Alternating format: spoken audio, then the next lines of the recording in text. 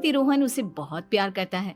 घर में उसकी सास शांति और ननद मीनाक्षी भी है, जो सरिता के किसी काम में दखल अंदाजी नहीं करती। लेकिन फिर भी सरिता को ऐसा लगता है कि दुनिया की सबसे ज्यादा बेचारी बहू वही है और सबसे ज्यादा अत्याचार उसी पर हो रहा है। माँ जी, ये लीजिए आपकी चाय। अरे बहू, तूने इतनी ज्यादा चीनी क्यों डाल दी चाय में? हाय हाय माँ जी, मैंने तो उतनी ही मीठी बनाई है जितनी मीठी आपको पसंद है। माँ जी, आपको तो मेरे हाथ की चाय अच्छी ही नहीं लगती। जब देखो कुछ न कुछ कमी निकाल ही देती हो। अरे बहू, तू एक बात के पीछे ही पड़ जाती है। मैंने ऐसा कब कहा कि तू रोज चाय खराब बनाती है? सरिता अपने कमरे में चली जाती है और फोन उठाकर अपनी माँ से बात करती है। हेलो माँ, कैसी हो आप? क्या कर रही हो? मैं तो ठीक हूँ, पर तू बता, तेरा मूड कैसा है? तेरी आवाज से लग रहा है कि कुछ तो हुआ है तेरे ससुराल में। अरे क्या बताऊँ माँ, यहाँ तो हर समय मेरे साथ बहुत बुरा व्यवहार होता है। मैंने अपनी सास के लिए इतनी अच्छी चाय बनाई, लेकिन मेरी सास चाय पीते ही मुझे 4 बातें सुना दी। बेटी, तू इतनी छोटी छोटी बातों पर ध्यान ही क्यों देती हो? तुम्हारी सास ने कुछ बोल भी दिया तो क्या हो गया, वो बड़ी है ना तुझसे। माँ ने इतना समझाया, लेकिन इस बात का सरिता पर कोई असर नहीं हुआ। अपनी बेचारी बहू की छवि वो बदलना ही नहीं चाहती। अगली सुबह सब नाश्ते की टेबल पर बैठकर नाश्ता कर रहे थे, तभी सरिता ने अपने पति से कहा, सुनिए जी, मुझे ना आज बाजार से कुछ सामान लेकर आना है। आज आप ऑफिस से आने के बाद मुझे लेकर चलना ना। भाभी, मुझे भी कुछ किताबें खरीदनी है। आप दोनों जा ही रहे हो तो मेरी किताबें भी ले आना। लो, अभी तो बात ही की है बाजार जाने की तो एक फरमाइश आ गई। माँ जी, आप भी बता दो कुछ, और हाँ, मोहल्ले वालों से भी बोल दो अगर वो कुछ मंगवाना चाहते हो तो। बेचारी मीनाक्षी अपना सा मुंह लेकर रह गई। ये सब देखकर रोहन से चुप नहीं रह गया और वो गुस्से में बोला, सरिता, क्या हो गया है तुम्हें? मीनाक्षी ने तो सिर्फ किताबों के लिए बोला है। तुम्हें मीनाक्षी से इस तरह से बात नहीं करनी चाहिए। माफी मांगो उससे अभी। क्या? मैं माफी मांगू? दिन भर आपके घर के काम करूं मैं, आपकी और आपके घर वालों की बातें सुनूं मैं, और अब माफी भी मैं मांगू?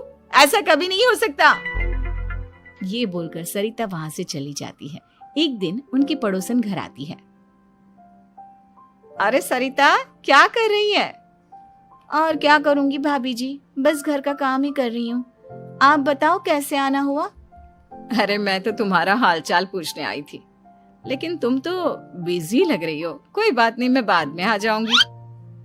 और क्या करूं भाभी जी, जब से शादी होकर आई हूँ ना, बस काम ही कर रही हूँ, और इस घर में ना कोई मेरी कदर नहीं करता।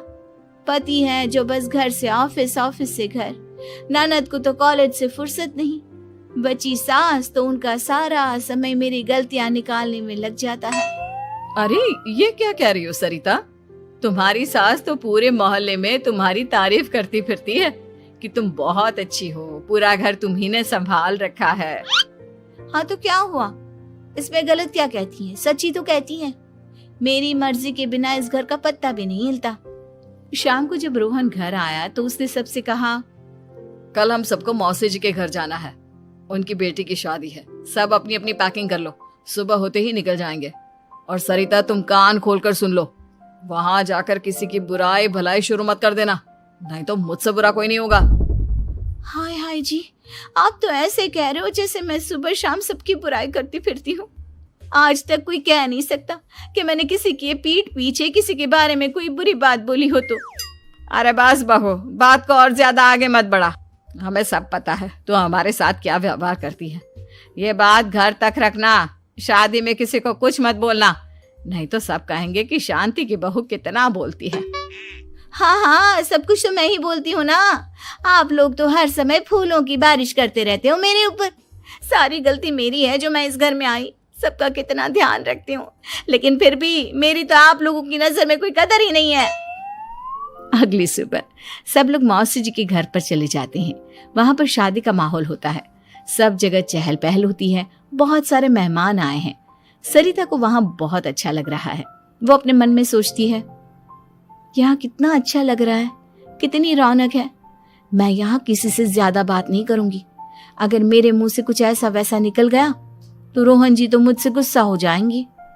सरिता ये सब सोच ही रही थी कि वहां रोहन की कजिन साक्षी आ गई और सरिता से बोली, आप सरिता भाभी हो ना? जितना आपके बारे में सुना था, आप तो उससे भी ज्यादा सुंदर हो। हाँ वो तो है, मेरी सुंदरता की तारीफ सब करते हैं। मेरे मायके में तो सब यही बोलते हैं कि रोहन जी की किस्मत बहुत अच्छी है जिन्हें मैं मिली। लेकिन आप कौन है? मैंने आपको पहचाना नहीं। मैं रोहन भैया की कजिन हूँ। आपकी शादी पर नहीं आ पाई थी ना, इसलिए आप मुझसे मिली नहीं कभी।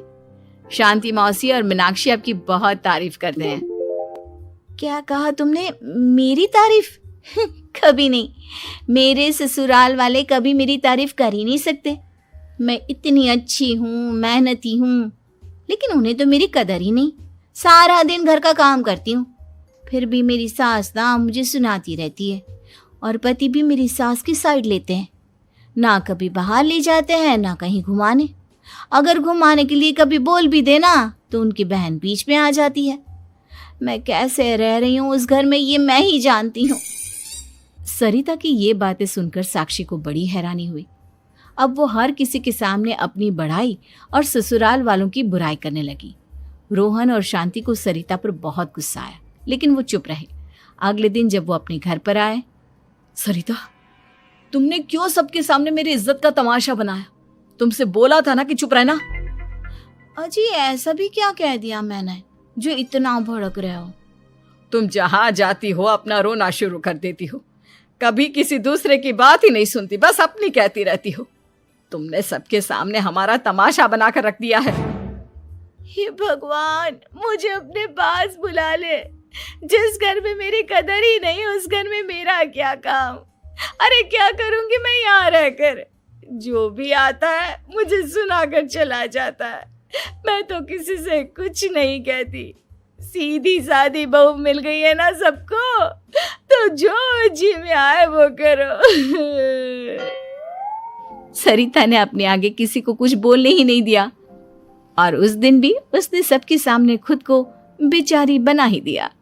अगले दिन मीनाक्षी कॉलेज के लिए लेट हो रही थी, इसलिए वो हर काम जल्दी जल्दी कर रही थी। अपना नाश्ता लेने किचन में गई और पतीले में रखे गरम दूध को गिलास में डालने लगी। दूध का पतीला उसके हाथ से छूट गया और गरम गरम दूध उसके हाथ पर गिर गया। ओए माँ, हाय मेरा हाथ, माँ मेरा हाथ जल गया। मीनाक्षी की आवाज सुनकर सरिता दौड़ती हुई आई। ये क्या किया तुमने? तुम्हें नाश्ता चाहिए था तो मुझसे बोल देती, मैं क्या मना करती थी? अब पता नहीं कितने दिन की मुसीबत पाल ली तुमने। सरिता मीनाक्षी को उसके कमरे में ले गई और उसका बहुत ख्याल रखा। उसका इस तरह से ख्याल रखना शांति और रोहन को थोड़ा अजीब लगा। माँ, सरिता के दिमाग का भी कुछ पता नहीं। कल शादी में सबको इतना कुछ बोलकर आई है हमारे बारे में, और अब मीनाक्षी की कितनी अच्छी देखभाल कर रही है। ये ऐसा क्यों करती है? बेटा, तेरी बीवी की ना आदत हो गई है सबके सामने खुद को बेचारी दिखाने की, और आदत इतनी जल्दी नहीं बदलती। जब ये बोलना शुरू करती है तो रुकने का नाम ही नहीं लेती, इसलिए इसे पता ही नहीं चलता कि ये किसके सामने क्या बोली जा रही है। लेकिन दिल की बहुत अच्छी है। हमें भी अपना दिल बड़ा करके ये जैसी है इसे स्वीकार करना चाहिए।